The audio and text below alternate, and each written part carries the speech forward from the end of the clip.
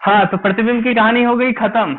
अब प्रतिबिंब के बाद सिद्ध करने वाला बच गया है। तुमको मालूम था कि जो दर्पण हम बना रहे हैं ना, ये अवतल दर्पण है, इसमें इस जगह सी है, इसको ध्रुव यानी पी कहते थे, और दोनों के ठीक बीच में होता था एफ। इसको स्मॉल लेटर के एफ से दर्शाते थे और इसको कैपिटल लेटर के आर से। अगर यहां से यहां तक 10 सेंटीमीटर है तो ये भाई साहब कितना होंगे? 5 सेंटीमीटर, आधा। बोले थे ना पहले ही दिन कि दर्पण के ध्रुव और वक्रता केंद्र के मध्य बिंदु को दर्पण का फोकस कहते हैं। तो फोकस होता है वक्रता त्रिज्या का आधा, यानी F बराबर R/2। दर्पण कौन सा है? ये उत्तल, अवतल, समतल, उत्तल दर्पण है। इतना तो पहचान लिया। अब इस उत्तल दर्पण में क्या है ना, ये P है और ये है C। दोनों के बीच में एक बिंदु होता है जिसको हम क्या कहते हैं? F। F focus. अब यहां से यहां तक अगर तुमको हम बोले कि भाई साहब ये 20 सेंटीमीटर है, तो तुमसे हम पूछेंगे बताओ यहां से यहां तक कितना होगा, तो क्या बोलोगे? 10 सेंटीमीटर बोलोगे ना, क्योंकि तुम जानते हो आधा होता है। अब आधा होता है ये हम बोले और तुम मान लिए, यही हुआ ना अब तक कि हाँ चलो इन दोनों का मध्य बिंदु होता है। माइक ऑफ करो। हम बोले और तुम मान लिए। अब किताब कहता है नहीं, इसको सिद्ध करो, सिद्ध करो कि इसका ये आधा होता है। तो इस दूरी को हम किससे दर्शाते थे? आर से। याद होगा, नहीं होगा तो उलट के देख लेना पुराना वाला। यहां से यहां तक की दूरी को आर कहते थे और यहां से यहां तक की दूरी को स्मॉल एफ कहते थे। ये पहले दूसरे दिन के क्लास में था।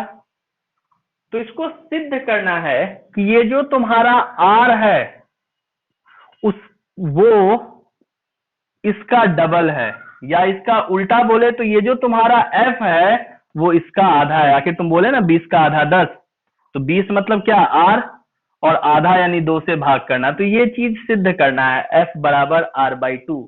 अभी तक तो सिर्फ जान रहे थे इसलिए इस्तेमाल कर रहे हैं। अब इसको लिख के प्रूफ करेंगे कि हाँ सही में ऐसा होता है, फिर इस्तेमाल करेंगे। अब कोई तकलीफ? सवाल दो तरह से। अवतल दर्पण में सिद्ध करे कि F बराबर R/2, यानी फोकस दूरी वक्रता त्रिज्या की आधी होती है।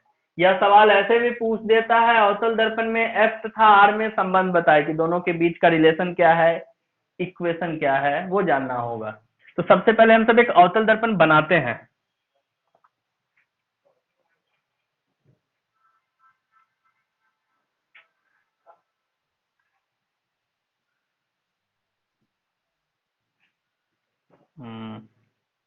आदमी तबाह हो रहा है, इसको मजा आएगा।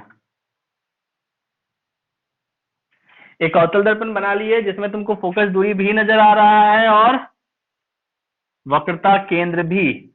एक प्रकाश की किरण समांतर लेते हैं प्रधान अक्ष के। ये प्रधान अक्ष के समांतर प्रकाश की किरण है, टकरा के कहां से लौटेगी? एफ से। तो एक किरण लौट गई। अब इमेजिन करो कि एक प्रकाश की किरण ऐसी है जो सीधे सी से जा रही है। तो अगर उस दिन प्रकाश की किरणों का ढंग से तुम सब निरीक्षण किया होगा तो तुमको पता होगा कि जो प्रकाश की किरणें सी से होते हुए जाती है वो टकराने के बाद उसी पथ पर लौट जाती है। तो ये हो गया तुम्हारा प्रकाश का लौटना, जाना भी इसी पथ से, लौटना भी इसी पथ से। अब ये आपतित किरण, और तुमको बताए थे सी वाला जो है ठीक वैसे ही व्यवहार करता है जैसे समतल दर्पण में तुम्हारा नॉर्मल यानी अभिलंब करता था। ये आपतित हो, ये परावर्तित हो, अगर कोई सीधा जाए तो वो उसी पथ पर लौट जाएगी। तो मतलब साफ है, आपतित और अभिलंब के बीच बना कोण आपतन कोण कहलाता था। यहाँ ये आपतित किरण है और ये अभिलंब है, तो इसके बीच बना कोण जो है ये आपतन कोण कहलाएगा, और ये वाला जो कोण है ये परावर्तन कोण कहलाएगा। दर्पण का नाम हम दे रहे हैं MN। आपतित किरण में इस बिंदु को हम A ले रहे हैं, इस बिंदु को हम B ले रहे हैं। ठीक है, तो एक लाइन लिखते हैं यहां, माना कि MN एक अवतल दर्पण माना कि Mn एक अवतल दर्पण है, AB आपतित किरण तथा BF परावर्तित किरण है। स्टेटमेंट तो बहुत बड़ा लिखा जा सकता है, पर इतना ही, Mn एक अवतल दर्पण हो गया, AB आपतित किरण हो गया, और BF F तक ही आए, आगे नहीं बढ़े हैं, वो परावर्तित किरण है। आगे भी लिख सकते थे, पर फालतू नाम देके फायदा नहीं है। अब यहां के बाद सबसे पहले देखो, परावर्तन के नियम से, परावर्तन का नियम पढ़े थे, तब तुमको पता चला था कि I बराबर R होता है। पढ़े थे ना, आपतन कोण और परावर्तन कोण सदैव बराबर होता है, I बराबर R। पहला ये हो गया। इसके बाद जब तुम गौर करोगे, तुमको पता चलेगा कि ये दोनों प्रकाश की किरणें समांतर है, ये और उसको एक तिर्यक रेखा ऐसे काट रही है। इस जगह I बना है और इस जगह बन रहा है C। तो तुमको पता है कि ये दोनों अंतः एकांतर कोण कहला जाएंगे। अल्टरनेट इंटीरियर एंगल होगा ना, अंतः एकांतर कोण। तो यहां हो गया I बराबर कोण C। क्यों? अंतः एकांतर कोण। अब इस दोनों की तुलना कर लो, I R के बराबर है और I C के बराबर है, इसलिए R बराबर क्या हो जाएगा? कोण C। होगा कि नहीं होगा तुलना करने पर? R बराबर कोण C।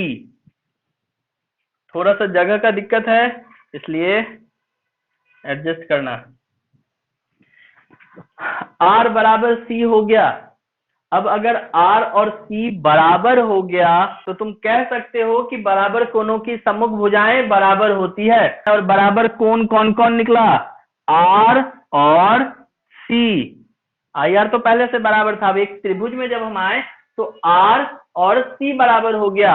R के सामने की भुजा कौन है? CF या FC, जो भी लिखना चाहो लिख सकते हो। और C के सामने की भुजा कौन है? BF। तो ये दोनों बराबर हो गया, FC और FB या BF, ये दोनों हो गया आपस में बराबर। अब एक इमेजिनेशन चाहिए यहां तुम लोगों से। मान लो ये दर्पण छोटा होने लग जाए, दर्पण की चौड़ाई को दर्पण का द्वारक कहते हैं, याद है ना, दर्पण जितना चौड़ा है वो द्वारक है। अब दर्पण का द्वारक कम होने लग जाए, दर्पण छोटा होने लग जाए। अब मान लो हम इतना सा का दर्पण बनाएंगे, केवल इतना सा का, पता नहीं दिख रहा है कि नहीं दिख रहा है तुम सबको, इतना सा का एक दर्पण बनाएंगे। इस दर्पण में तो आपतित किरण हमको यहां लाना पड़ेगा, मतलब जब दर्पण ही छोटा होगा तो इतना ऊपर आपतित किरण होगा नहीं तो दर्पण के ऊपर से निकल जाएगा, तो इसको भी धीरे धीरे नीचे लाना होगा। तो लिखा जाता है दर्पण का द्वारक छोटा होने पर, दर्पण का द्वारक छोटा होने पर बिंदु B जो है, यानी आपतित किरण जिस जगह पड़ रही है, वो B भी नीचे आता जाएगा, नीचे आता जाएगा, नीचे आता जाएगा, और फाइनली P पर पहुंच जाएगा। अगर दर्पण बहुत छोटा हो जाए, बिंदु भर का दर्पण बन जाए, तो ये जो B है ये खिसकता हुआ P पर अटक जाएगा। तो यहां लिखेंगे दर्पण का द्वारक छोटा होने पर बिंदु B बिंदु P पर स्थित, बिंदु P पर स्थित होगा। और जब B आके P पर अटकेगा तो अभी जो FB लिख रहे हैं वो आगे जाके FP बन जाएगा कि नहीं? FB लिखेंगे वो आगे जाके FP के बराबर हो जाएगा। इसको भी हम सब उसी ऑर्डर में लिख देते हैं ताकि तुलना करने में आसान हो। FB, B खिसकने लगा, इमेजिन करो, फिर से देखो, B खिसकते खिसकते खिसकते P पर आ गया, तो जो BF था वही PF हो जाएगा कि नहीं? F से B तक जाते, B यहां आ गया तो F से P तक जाएंगे, और जो FP होगा वही FB होगा, दोनों बराबर हो गया। इसको 1 लिख देते हैं, इसको 2 लिख देते हैं, और तब लिखते हैं 1 तथा 2 से, 1 तथा 2 से। देखो यहां FC है और यहां FP है, दोनों बराबर हो गया। FC और FP बराबर हो गया, दिक्कत नहीं है ना। अब देखो अब क्या होगा, अब हम लिखते हैं PC, प्रियंका चोपड़ा मत समझ लेना, PC, इसको टुकड़ा में लिख रहे हैं PF और फिर FC। PC है उसको दो टुकड़े में तोड़े, एक टुकड़ा PF और दूसरा टुकड़ा FC। PC तो ठीक है, PF भी ठीक है, और हम क्या कर रहे हैं ना, FC के बदले, यहां देखो FC के बदले क्या लिख सकते हैं, फिर से FP लिख सकते हैं, FP लिख सकते हैं या PF लिख सकते हैं, एक ही बात है इस जगह से, और इधर PC अभी भी जिंदा है। PC बराबर 2PF। अब तुमको मालूम है कि PC क्या है, PC बराबर, मतलब PC कहते हैं वक्रता त्रिज्या को, और इसको दर्शाते हैं R से, तो ये हो गया R, और PF हो गया फोकस दूरी, इसको दर्शाते हैं F से, तो ये हो गया F। अब अगर तुमको मन करे, ये भी प्रूफ हो गया, और मन करे तो तुम यहां से लिख सकते हो F बराबर R/2, इस तरह से बंद किए और लिख दिए प्रूव्ड। तो ये रूल था प्रूफ करने का, थोड़ा सा टेढ़ा था, फटाफट स्क्रीनशॉट ले लो इसका। ये वो चीज है जो तुमको सिर्फ 20% मेरे इतना समझाने से समझ में आया होगा, बाकी का 80% क्या है ना कि इसको 4 बार तुमको बनाना होगा, 3 बार देख के और 1 बार बिना देखे, तब 4 बार में तुम इसको 80% समझ पाओगे, और 20% तो ऐसे भी भगवान भरोसे रहता है। पिछले क्वेश्चन में हम सिद्ध किए थे अवतल दर्पण में F = R/2, इस बार हमको उत्तल दर्पण में सिद्ध करना है F = R/2। उसके लिए पहले तो हम उत्तल दर्पण बना लिए, उस उत्तल दर्पण पर एक आपतित किरण आया जो B पर, दर्पण से B पर टकराया और इसी बिंदु से लौट गया, क्योंकि ये तो प्रकाश की किरणों को लौट आता है उत्तल दर्पण, लेकिन देखने वाले को क्या लगा कि ये F से लौट रहा है। दूसरी तरफ एक इस तरह से किरण आई कि वो मानो सीधे C पर जाना चाह रही है, हालांकि वो इस बिंदु से टकरा के फिर परावर्तित हो गई, पर देखने वाले को लगा C से आ रही है। इस तरह से तुम्हारा ये डायग्राम तैयार हो गया, माना कि MN एक उत्तल दर्पण है, AB आपतित किरण और BD परावर्तित किरण है। परावर्तन के नियम से तुमको पता है I = R होता है, यानी आपतन कोण बराबर परावर्तन कोण होता है, तो I = R लिख दिए। अब यहां थोड़ा सा तुमको समझना होगा, एक किरण ये है जो यहाँ D पर, यहाँ B पर और आखिरी यहाँ F पर है, बस ये B के बाद वाला जो लाइन है वो डॉट डॉट लाइन है, और दूसरा ये है जो इस तरह से जा रहा है कि मानो जिसको सीधे C पर जाना है, इधर C तक कहीं गया है। इस सूरत में यहाँ जो कोण बन रहा है वो R है, और यहाँ नीचे जो कोण बन रहा है उसका नाम हम दे के रखे हैं 1, यानी ये वाला कोण और ये वाला कोण दोनों शीर्षा विमुख कोण कहलाएगा, वर्टिकली अपोजिट एंगल। बस इसी चीज को यहाँ समझना होता है, बाकी सब कुछ वैसा ही है जैसा हम सब अवतल में पढ़े थे। तो ये शीर्षा विमुख कोण हो गया, इसलिए R बराबर कोण 1,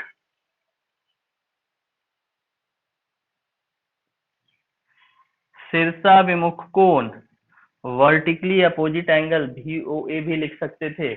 और दूसरी तरफ देखो, ये चीज हम सब उसमें भी देखे थे, फिर से देख रहे हैं, ये एक समांतर रेखा है जो किसके समांतर है, प्रधान अक्ष के, और इस समांतर रेखा में, दोनों समांतर रेखा में एक तिर्यक रेखा इस तरह से काट रही है, काटने का मतलब यहाँ C पर है, इस जगह B पर है, यहाँ इस वाले में इस तरह का सिंबल है, और ये तुम्हारा AB वाली रेखा है। तो तुम देखोगे यहाँ इस जगह पर बना है I, और इस जगह के कोण का नाम हम ऑलरेडी दे के रखे हैं C। तो ये जो I है और ये जो C है दोनों क्या होगा, बराबर होगा, और इसको हम सब क्या कहते हैं, इसको कहते हैं संगत कोण, कोण तथा कोण I बराबर कोण C, ये कहलाया संगत कोण। अगर दोनों को मिला दो, I और R तो ऑलरेडी बराबर था, I के बराबर ये और आर के बराबर ये और आई के बराबर ये, तो दोनों को मिलाने से निकल के आता है कोण 1 बराबर कोण सी। 1 और सी दोनों हो गया बराबर, मतलब ये और ये हो गया बराबर। अब इससे थोड़ा सा आगे बढ़ेंगे हम सब, तो फिर से अब पूरी की पूरी बात वही पुरानी वाली हो जाएगी। अब कुछ खास कुछ नया दिखने वाला नहीं है, जितना हम सब पिछली बार देखे थे अवतल के लिए उसी को देखते हैं। तथा कल एक लाइन लिखे थे हम सब, बराबर कोनों की सम्मुख भुजाएं बराबर होती है। ये लाइन हम सब कल भी देखे थे, बराबर कोनों की सम्मुख भुजाएं बराबर होती है। और इस जगह बराबर कोण कौन कौन है, तो 1 और सी। तो 1 के सामने की भुजा हो गई एफ सी और सी के सामने की भुजा हो गई बी एफ। तो ये हो गया B F is equal to F C, यहां लिख दिया गया। 1 और 2 के सामने की 1 और सी के सामने की भुजाएं बराबर थी। इसके बाद का काम क्या है कि मान लो ये दर्पण छोटा हो जाए, छोटा छोटा छोटा बहुत छोटा हो जाए, तो उसको उसी तरह से लिखेंगे, दर्पण का द्वारक छोटा होने पर, दर्पण का द्वारक छोटा होने पर क्या होगा, बिंदु